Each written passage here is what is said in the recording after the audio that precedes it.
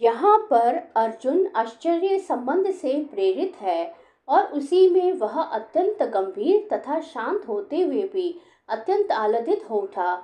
उसके रोम खड़े हो गए और वह हाथ जोड़कर भगवान की प्रार्थना करने लगा। निसंदेह वह भयभीत नहीं था, वह भगवान के आश्चर्यों से अभिभूत था। इस समय तो उसके समक्ष आश्चर्य था और उसकी प्रेमपूर्ण मित्रता आश्रय से अभिभूत थी। अतः उसकी प्रतिक्रिया इस प्रकार हुई। अर्जुन ने कहा, हे भगवान कृष्ण, मैं आपके शरीर में सारे देवताओं तथा अन्य विविध जीवों को एकत्र देख रहा हूँ। मैं कमल पर आसीन ब्रह्मा, शिवजी तथा समस्त ऋषियों एवं दिव्य सर्पों को देख रहा हूँ। अर्जुन ब्रह्मांड की प्रत्येक वस्तु देखता है, अतः वह ब्रह्मांड के प्रथम प्राणी ब्रह्मा को तथा उस दिव्य सर्प को, जिस पर गर्भोदकशायी विष्णु ब्रह्मांड के अधोतल में शयन करते हैं, देखता है। इस शेषशय्या के नाग को वासुकी भी कहते हैं। अन्य सर्पों को भी वासुकी कहा जाता है। अर्जुन गर्भोदकशायी विष्णु से लेकर कमल लोक स्थित ब्रह्मांड के शीर्षस्थ भाग को, जहाँ ब्रह्मांड के प्रथम जीव ब्रह्मा निवास करते हैं, देख सकता है। इसका अर्थ यह है कि अर्जुन आदि से अंत तक की सारी वस्तुएं अपने रथ में एक ही स्थान पर बैठे बैठे देख सकता था। यह सब भगवान कृष्ण की कृपा से ही संभव हो सका। हे विश्वेश्वर, हे विश्वरूप, मैं आपके शरीर में अनेकानेक हाथ, पेट, मुंह तथा आंखें देख रहा हूँ, जो सर्वत्र फैले हैं और जिनका अंत नहीं है। आप में न अंत दिखता है, न मध्य और न आदि। कृष्ण भगवान है और असीम है, अतः उनके माध्यम से सब कुछ देखा जा सकता था। आपके रूप को उसके चकाचौंध तेज के कारण देख पाना कठिन है, क्योंकि वह प्रज्वलित अग्नि की भांति अथवा सूर्य के अपार प्रकाश की भांति चारों ओर फैल रहा है। तो भी मैं इस तेजोमय रूप को सर्वत्र देख रहा हूँ, जो अनेक मुकुटों, गदाओं तथा चक्रों से विभूषित हैं। आप परम आद्यज्ञेय वस्तु हैं। आप इस ब्रह्मांड के परम आधार, आश्रय हैं। आप अव्यय तथा पुराण पुरुष हैं।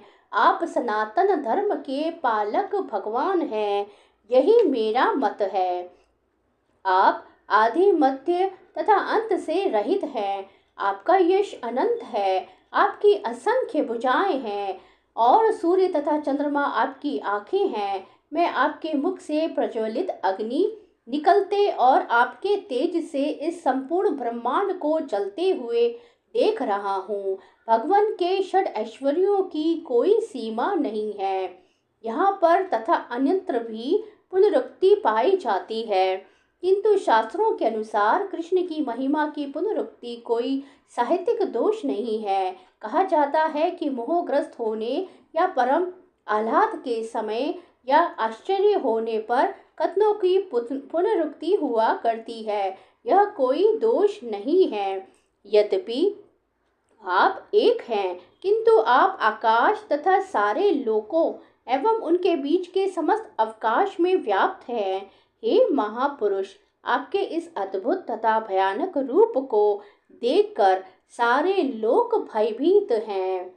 इस श्लोक में धरती तथा आकाश के बीच का स्थान तथा लोकत्रयम, तीनों संसार महत्वपूर्ण शब्द है, क्योंकि ऐसा लगता है कि न केवल अर्जुन ने इस विश्व रूप को देखा, बल्कि अन्य लोकों के वासियों ने भी इसे देखा।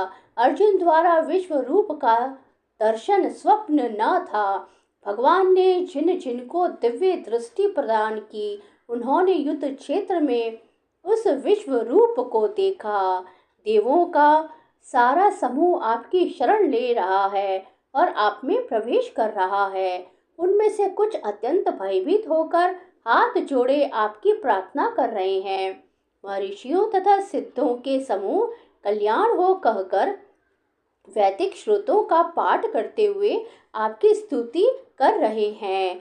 समस्त लोकों के देवता विश्व रूप की भयानकता तथा प्रदीप्त तेज से इतने भयभीत थे कि वे रक्षा के लिए प्रार्थना करने लगे।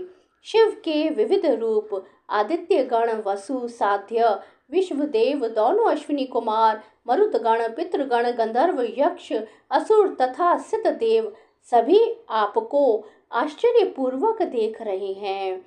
श्री कृष्ण शरणम मम। श्री कृष्ण शरणम मम।